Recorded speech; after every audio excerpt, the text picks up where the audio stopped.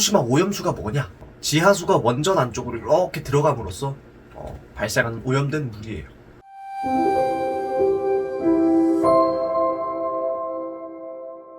영상을 시청하시기에 앞서 본 영상은 그 어떠한 정치적, 외교적 입장을 취하고 있지 않으며 오로지 과학적 근거만을 바탕으로 제작되었음을 알려드립니다. 안녕하십니까. 일상에 과학을 더하다 팩트앤썰입니다. 자, 오늘은 조금 무겁고 진지한 이야기를 해볼까 합니다. 오늘 주제는요, 후쿠시마 원전 사고와 오염수의 방류, 이 문제에 대해서 한번 이야기해 볼 겁니다.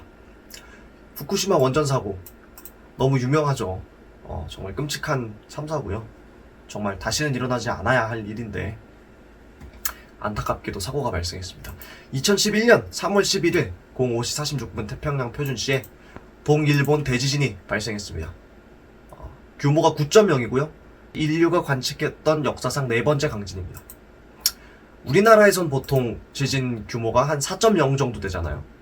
근데 그 4.0 지진의 1억 배 규모입니다. 단순 에너지로만 따지면요. 그리고 히로시마 원자 폭탄, 제가 대충 TNT를 환산해서 계산을 봤을 때 최소 2,000개 이상 그 정도의 파괴력을 지니고 있었다고 합니다. 근데 그 지진이 어디서 발생했냐? 이게 대한민국이고 이게 일본이에요. 스케일을 보여드리기 위해서 가져와 봤습니다. 자, 여기 요 빨간색 점으로 표시한 요 부분이 원전이 있는 지역이고요. 이 부분이 진앙입니다.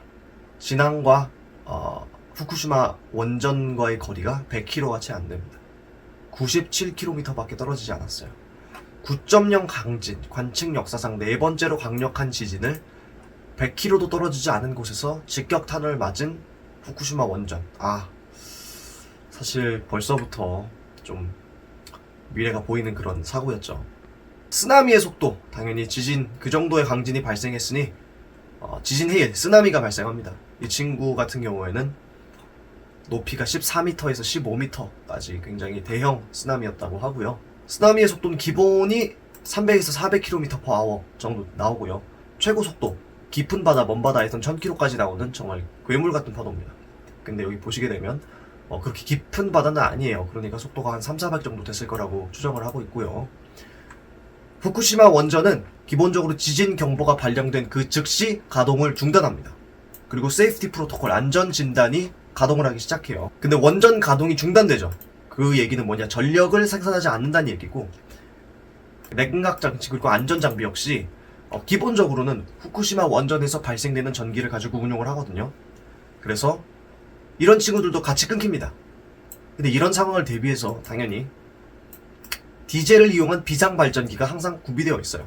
그래서 이 친구가 발생하는 비상전력으로 냉각장치라든지 안전장비 이런 것들, 그리고 비상 컨트롤 패널 이런 것들을 전력 수급을 하는데, 이 친구가 어디에 있었냐? 지하에 있었습니다. 쓰나미가 밀려오죠. 97km인데 속도가 기본이 300에서 400이니까 20분, 14분, 15분 그 안으로 도착합니다.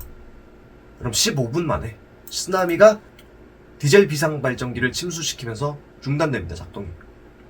그런데 이 원전이라는 건요, 기본적으로 불이나 화력발전, 풍력발전 이런 거랑은 근본적으로 다릅니다.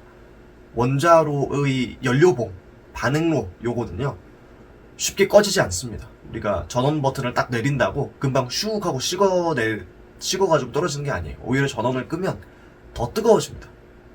원자력 발전소에서 컨트롤, 전원 이런 것들이 하는 역할은 기본적으로 뭐냐면 원자로가 폭주하지 않도록 제어하는 역할이에요.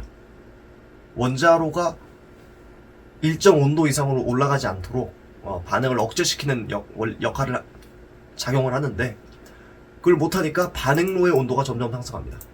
어디까지 상승하냐면 1200도, 1300도는 기본이고요. 최고 온도는 5000도, 6000도, 7000도 이렇게까지 미친듯이 올라간다고 하기도 해요. 그럼 어떻게 되느냐? 그 어떠한 물질도 이 뜨거운 연료봉을 막을 수가 없습니다. 그래서 멜트다운 현상이 발생하죠. 기본적으로 연료봉은 그 자체가 워낙 위험하기 때문에 주변에 제어봉도 당연히 있지만, 우라늄 연료 자체를 지르코늄이라든지 고에너지 방사 물질 그런 것들을 억제할 수 있는 친구로 한번 코팅을 해주게 됐는데, 후쿠시마 같은 경우에는 지르코늄이라는 물질을 사용했다고 그래요. 근데 그 친구가 뜨거워지고 녹으면서 내부에 수소가스를 생성합니다. 그래서 원전 내부에 수소기체가 차고 고온의 연료봉 그리고 물, 이 친구가 만나서 함께 폭파하면서 원전이 붕괴됩니다. 1, 2, 3, 4호가 펑 하고 터져버려요. 그래서 내부에 있는 고에너지 방사능 물질들이 밖으로 유출되고 낙진이 발생하고 굉장히 끔찍한 참사가 벌어지게 되었습니다. 자, 이 정도로 끝났으면 그래도 초기 대응이 괜찮았으면 이 정도까지 참사로 벌어지진 않았을 텐데요. 일단 초동 대응과 사고 수습 대처가 일본이 할 수 있는 역량에 비해서 좀 너무 안 좋았습니다. 그래서 과학자, 기술자, 실무자들이 직접 들어가가지고 들어가진 않더라도 현장 지시 같은 걸 내려야 되잖아요. 근데 그걸 못해요. 관리 감독을 못합니다.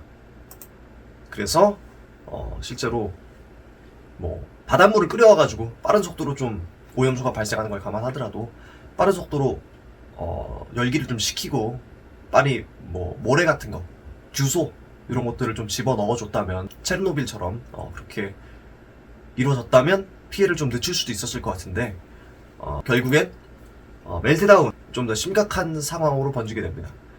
자, 근데 이제 연료봉이 보통은 이렇게 들어가 있습니다. 근데 이 친구가 녹아가지고 이 밑부분에 고이게 되면 요걸 멜트다운 현상이라고 말을 합니다.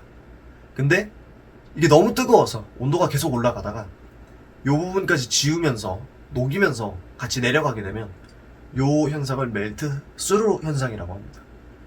근데 실제로 후쿠시마 같은 경우에는 1원전, 2원전, 3원전까지 전부 다 멜트 스루가 진행된 상태고요. 여기 남아있는 오염물들을 아직까지 빼내지를 못하고 있는 상황입니다. 도쿄전력공사, 한국전력공사의 일본 버전입니다. 도쿄전력공사 2023년 5월 25일 보고서를 한번 가져왔습니다. 이 친구들이 이제 후쿠시마 원전을 현재 관리 감독하고 있는 기업이라고 보실 수가 있을 텐데요. 일단 로드맵 같은 걸 보내줬더라고요. 그래서 한번 읽어보니까 1번 원전과 2번 원전은 연료봉 요거 슬러지 있죠. 요거를 2027년 혹은 2028년 사이에 작업 시작한답니다. 예, 이 유닛 2번 원전은 2024년에서 2026년 사이 작업을 시작한다고 합니다. 그리고 2031년까지 모든 원자로의 연료봉, 즉 남아있는 뜨거운 그 코어들을 제거하겠다라고 이야기를 해요. 근데 제가 사실 요거 보고 좀 충격을 많이 먹었습니다. 네, 원전 사고라는 게 쉽게 수습이 안 되는 사고라고는 알고는 있었지만 아직까지 요 물질 빼는 것까지 완료가 되지 않았다는 사실에 좀 충격을 받았어요. 그래가지고 아예 그냥 대놓고 전문 요거를 한번 읽어봤거든요. 보고서를. 근데 일단 유닛 3번과 4번, 그러니까 3번과 4번 원자로에선 SFP에서 연료를 빼내는 것까지 성공했다고 합니다. 근데 요 SFP가 뭐냐? 요게 Spent Fuel Pool이라고 하는 그 장소인데요. 요거 뭐냐면 다 쓴 걸 빼내가지고 그걸 이제 임시로 전문적인 처리 시설, 처리 장소에 보관하기 전에 원전 내에 담아두는 그런 탱크가 있는데 그걸 Spent Fuel Pool이라고 하고요. 그 부분이 여기 있습니다. 자, 요게 1번, 2번, 3번, 4번 원전에 다 있겠죠. 근데 그 중에서 3번과 4번은 다 쓴 연료봉, 다 쓴 방사능 폐기물을 수거하는 데 성공했다라는 겁니다. 그리고 1번과 2번 원전에서는 다 쓴 연료조차 지금 현재 회수가 되지 않고 있는 상황이라는 거예요. 그리고 Fuel Debris Retrieval, 이게 뭐냐면 여기 녹아있는 거 있다 그랬죠. 여기 녹아있는 게 이렇게 떨어져가지고 Fuel Debris, Corium on Basement Floor, 지하 1층에 침수된데, 쓰나미로 침수됐다고 말씀드렸잖아요. 요 부분에 지금 굳어가지고 떨어지고 요 방사능 연료봉 요거를 제거를 해야 되는데 그건 지금 전혀되어 있지 않습니다. 전혀. 일단 4번 원전 같은 경우에는 이 아래쪽으로 떨어진 친구는 다행히 없습니다. 없는데 1번, 2번, 3번은 지금 무슨 단계냐면 Understanding the situation inside PCV, Consideration of Retrieval Method, etc. 라고 나와 있어요. 그러니까 무슨 뜻이냐면 여기 내부 상황을 모르겠다. 확인하고 있다. 그리고 어떻게 빼내야 될지 우리가 지금 구상을 하고 작전을 세우고 있다. 라고 이야기를 합니다.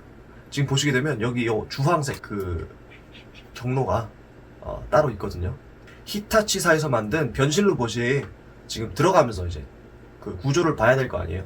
이렇게 들어갔다 나왔다 하면서 우리가 구조를 확인해 볼게 라고 이렇게 로봇이 지나갔다 나온 자리라고 생각하시면 됩니다. 자, 근데 요게 지금 원전 사고 난 지 10년이 지났는데 아직까지 안에 어떻게 생겼는지도 모르고 뭐 원전 확인을 하긴 했습니다. 로봇이 그 뜨겁게 타고 있는 코어를 찍어온 사진이 있긴 있어요, 영상이. 근데 요거 아직도 제거가 안 됐다는 게 말이 되냐? 저도 깜짝 놀랐습니다. 근데 원전 사고라는 게 사실 대응이라든지 뭐 정리, 수습 이런 게 쉽게 되지 않아요.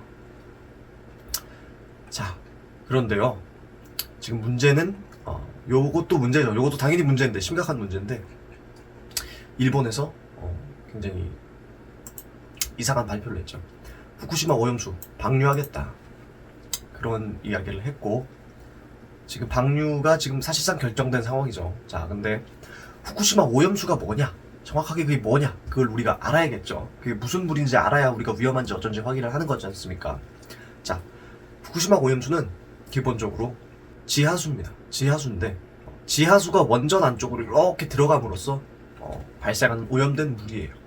자, 여기가 이제 탭코라고, 이제 도쿄 일렉트릭 파워 코퍼레이션, 그러니까 일본 전력공사, 한국전력공사 일본판이라고 생각하시면 됩니다. 여기 웹사이트에 들어가시면 여기 탭코 뉴클리어 파워 플랜트 후쿠시마 다이이치 제1 원전에 대한 로드맵이 나와 있습니다. 이거 클릭하시면 제가 아까 PPT에 넣어놨던 그런 자료들이 나오게 되는데요. 여기 지금 아까 말씀드린 거 보이죠? 자, 우리가 궁금한 건 이 부분이니까, 원전수에 대한 부분이니까, 오염수에 대한 부분이니까 이 부분 집중해서 좀 보도록 하겠습니다. 자, 여기 위쪽 이 탱크가 어디 있는 거냐면 이제 여기 있는 친구들입니다. 여기 요런 거 위쪽 부분이고요. 그리고 여기 원전이 있는 장소가 여기 제1원전, 제2원전, 제3원전, 제4원전 보이시는 요겁니다. 그리고 여기 아래쪽이 여기 태평양 앞바다 항구 쪽이 되겠죠. 자, 근데 오염수가 아까 지하수가 유입돼 가지고 원전과 만나서 오염된 물이라고 말씀을 드렸어요. 자, 여기 ground water level이라고 나와 있죠. 이 부분이 이제 지하수 레벨입니다. 지하수 수위인데요. 이쪽 부분이 지반이 높고 이쪽 부분이 지반이 낮다 보니까 뭐 강이 바다로 흐르듯이 지하수도 바다 쪽으로 흘러가죠. 그래서 우리가 이걸 막기 위해서 1단계로 뭘 하겠냐? 방수벽을 세우겠다. 지하에 방수벽을 세워서 그 어떠한 지하수의 유입도 안 되게 원천 차단을 해버리겠다라고 선언을 해버립니다. 그래서 이 방수벽을 세우는데 어떻게 세우냐? 땅을 파고 뭘 묻고 다시 올리고 이러기에는 원전 때문에 위험하기 때문에 이 부분에다가 파이프를 꽂아 넣습니다. 근데 그 파이프가 보통 파이프가 아니라 냉각을 해주는 파이프예요. 영하 한 마이너스 35도에서 40도 가량 굉장히 차가운 그런 냉기를 계속해서 이쪽으로 보내줍니다. 열을 밖으로 계속 빼요. 그럼 어떻게 되냐면 여기 주변에 있는 근방의 흙들이 꽝꽝 얼어붙습니다. 마치 시베리아의 영구 동토층처럼 이 부분이 쫙 얼어버려요. 그래서 지하수가 이쪽으로 가까이 오려고 하면 얼어붙는다든지 아니면 얼음벽 때문에 접근을 못한다든지, 그렇게 두 가지 방식으로 여기 보시게 되면 이 부분을 쫙 이렇게 한 바퀴 삥 돌아가면서 막아줍니다. 그리고 바닷물의 유입도 막기 위해서 여기에 한 겹 더, 이건 얼음은 아니고 철로 된 겹벽을 하나 설치를 했다고 합니다. 그리고요, 그래도 혹시 지하수가 넘어올 수도 있으니까, 수위가 너무 높으니까 그 수위를 요 벽 있는 데까지 낮추기 위해서 펌프를 가동한다고 합니다.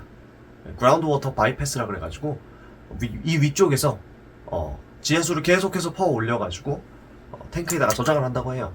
그래서 요 라인에서 탱크 그 물펌프들이 열일을 하면서 이 위에 높은 지하수 수위를 쫙 빼줘가지고 갖다 버린다고 합니다. 그런데 요거까지만 버리면 큰 문제가 안 돼 보여요. 그쵸? 근데 물이 기본적으로 유동성이 있다 보니까 일로 가다가 이 밑으로 해서 이렇게 올라오기도 하고요. 그리고 비가 왔을 때 여기서 흘러 넘치기도 하고요. 그리고 이쪽으로 직접적으로 가는 물이 있다고 하죠. 일본 말로는 이 벽을 설치함으로써, 그리고 펌프를 가동시킴으로써, 여기 2016년에 처음 설치가 시작되었거든요. 가동이 시작되었거든요.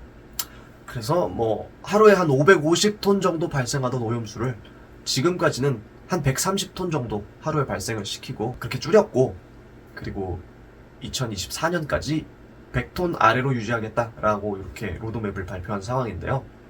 우리가 궁금한 오염수, 요게 바로 이 물입니다.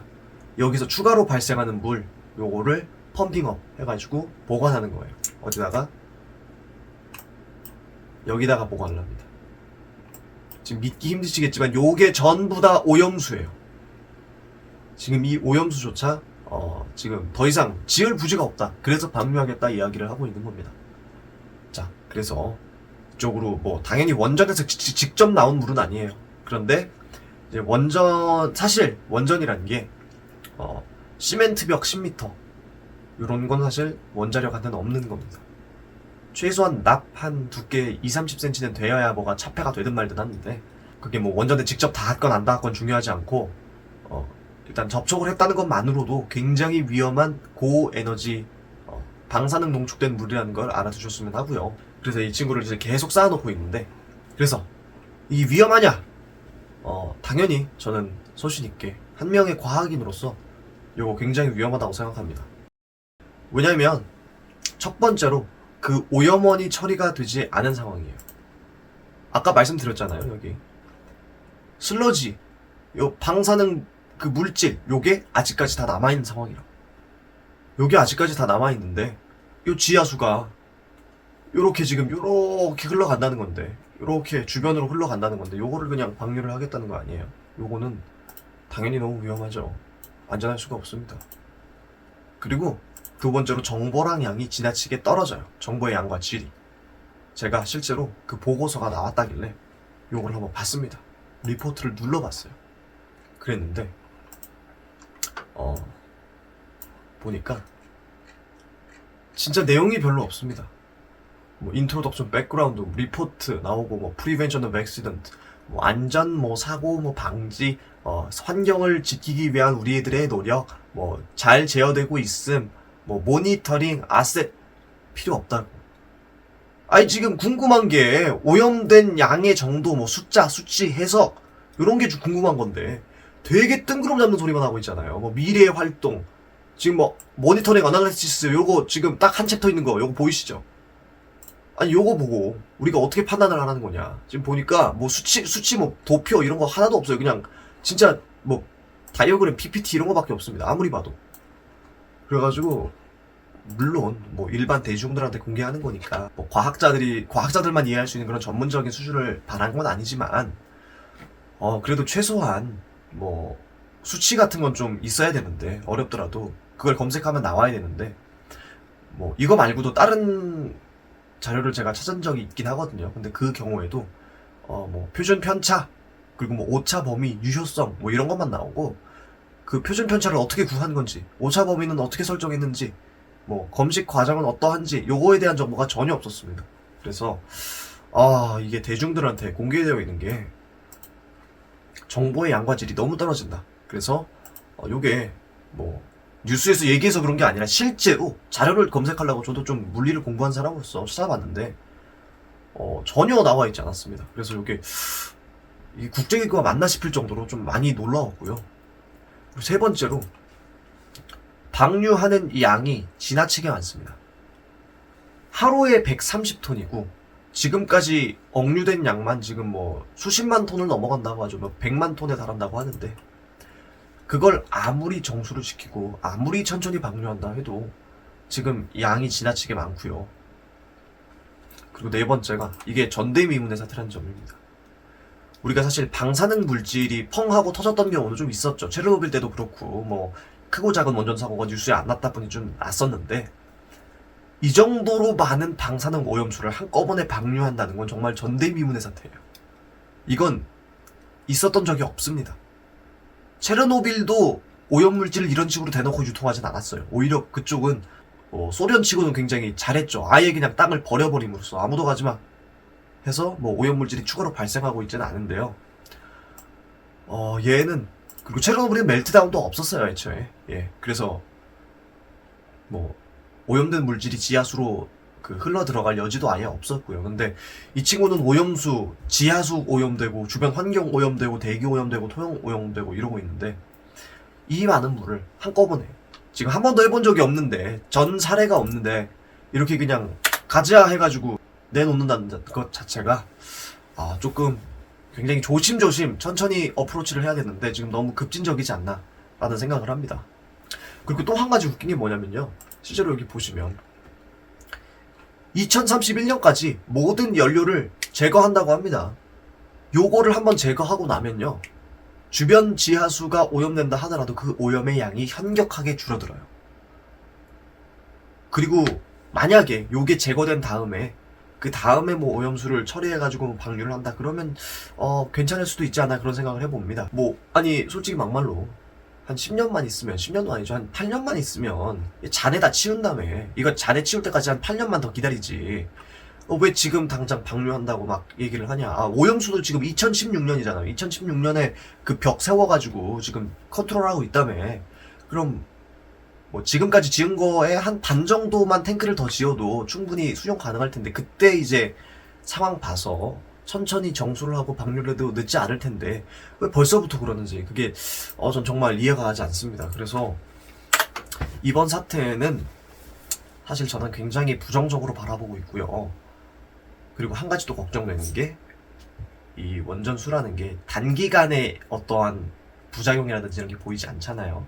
이제 수십 년, 길면 수백 년, 수천 년까지도 우리들을 괴롭히면서 뭐 전체적으로 암 발병률이라든지 뭐 해양생물, 더 나아가서는 전 지구의 뭐 돌연변이 확률 이런 것들을 전반적으로 높일 텐데요.